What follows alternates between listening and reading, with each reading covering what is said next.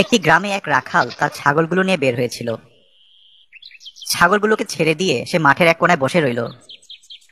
তার খুব দুশ্চিন্তা হচ্ছে, এমনিতেই বৃষ্টিপাত হচ্ছে না, তার উপরে গ্রামের বেশিরভাগ জায়গার ঘাসগুলো গরু ছাগলেরা খেয়ে ফেলেছে, যার কারণে তার এবং গ্রামবাসী গরু ছাগলেরা ঠিকমতো খেতে পারছে না। একদিন সেই লোকটি তার ছাগলগুলো নিয়ে পাশের আরেকটি গ্রামে চলে গেল। সেখানেও প্রায় একই অবস্থা, কিন্তু সে খেয়াল করলো নদীর ওই পাশে তাজা ঘাস দেখা যাচ্ছে, কিন্তু নদীর স্রোত এতই বেশি যে ছাগলগুলো নিয়ে সেখানে যাওয়া প্রায় অসম্ভব। সেদিন ছিল জুম্মার দিন। রাখাল তার ছাগলগুলোকে বেঁধে রেখে জুম্মার নামাজ আদায় করতে গেল। সে সময় খুতবা চলছিল। মসজিদের এক আলেম বয়ান করছিলেন। যে কোনো কাজের শুরুতে বিসমিল্লাহ বললে তার যে কতটা বরকত হয় এটা নিয়ে তিনি বয়ান করছিলেন। ওই এলাকায় এটি ছিল রাখালের প্রথম জুম্মা।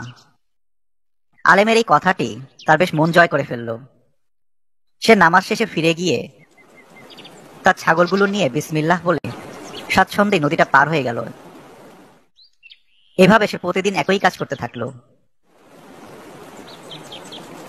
তার ছাগলগুলো অন্যদের ছাগলের তুলনায় বেশ মোটা তাজা এবং স্বাস্থ্যবান হয়ে গেল। এইটা দেখে গ্রামবাসীরা সেই রাখালকে জিজ্ঞাসা করলো যে সে ছাগলগুলোকে কি খাওয়ায়, যার কারণে তার ছাগলগুলোর স্বাস্থ্য এমন ভালো হলো। রাখালটি ছিল খুবই সৎ এবং সহজ সরল। সে নির্দ্বিধায় বলে দিল সে জুম্মার খুতবায় বিসমিল্লাহর বরকতের কথা শুনে খুবই অনুপ্রাণিত হয়েছে এবং তারপর থেকে সে প্রতিদিন বিসমিল্লাহ বলে নদীটি পার হয়। কথাটা শুনে সবাই অবাক হলো, কিন্তু কেউ তার কথাটা বিশ্বাস করলো না। সবাই চলে গেলেও একজন সেখানে দাঁড়িয়ে রইল। সে বলল সে তার সাথে পরের দিন সকালে ওই এলাকাতে যাবে, সেও নদীটা পার হয়ে দেখবে।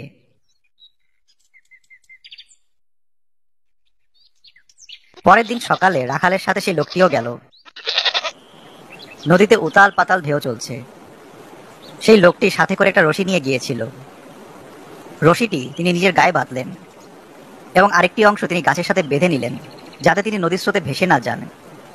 এবং ভয়ে ভয়ে বিসমিল্লাহ পড়ে যেই না তিনি নদীতে পা দিলেন তখনই তিনি পিছলে পড়ে গেলেন। নদীর স্রোত তাকে টেনে নিয়ে যেতে লাগলো, কিন্তু তার শরীরটা রশি দিয়ে বেঁধে থাকার কারণে সে কোনোভাবে রক্ষা পেল। এটা দেখে রাখাল বেশ অবাক হলো, কেননা এমনটি হবার কথা নয়। রাখাল নিজে বিসমিল্লাহ পড়ে তার ছাগলগুলোকে নিয়ে নদীর ওপারে চলে গেল। তাদের কোনো সমস্যা হলো না। এটি দেখে লোকটি অবাক হয়ে চেয়ে রইল।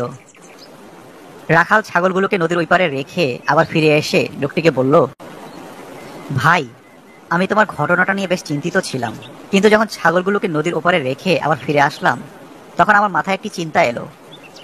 আমি মনে হয় তোমার সমস্যাটা ধরতে পেরেছি। কি সমস্যা বলো তো ভাই? রাখাল দড়ি দিয়ে বাঁধা গাছের দিকে ইশারা করে বলল, ভাই, এই রশিটাই তোমার সমস্যা। এই রশিটাই তোমার বিসমিল্লাহর বরকত নষ্ট করে দিয়েছে। কেননা তোমার বিসমিল্লাহ এবং আল্লাহর চেয়ে এই রশিটার উপরে ভরসা বেশি ছিল, যার কারণে আল্লাহ তাআলা তোমার দায়ভার এই রশির উপরেই ছেড়ে দিয়েছেন, আর যা হবার তাই হলো। সেই জুম্মায় মৌলভী সাহেবের বিসমিল্লাহ বরকতের খুতবা আমার অন্তরে গেঁথে গিয়েছিল, যেটা আমি অন্তরে ধারণ করেছিলাম, আর আল্লাহ তাআলা সেটার মান রেখেছেন।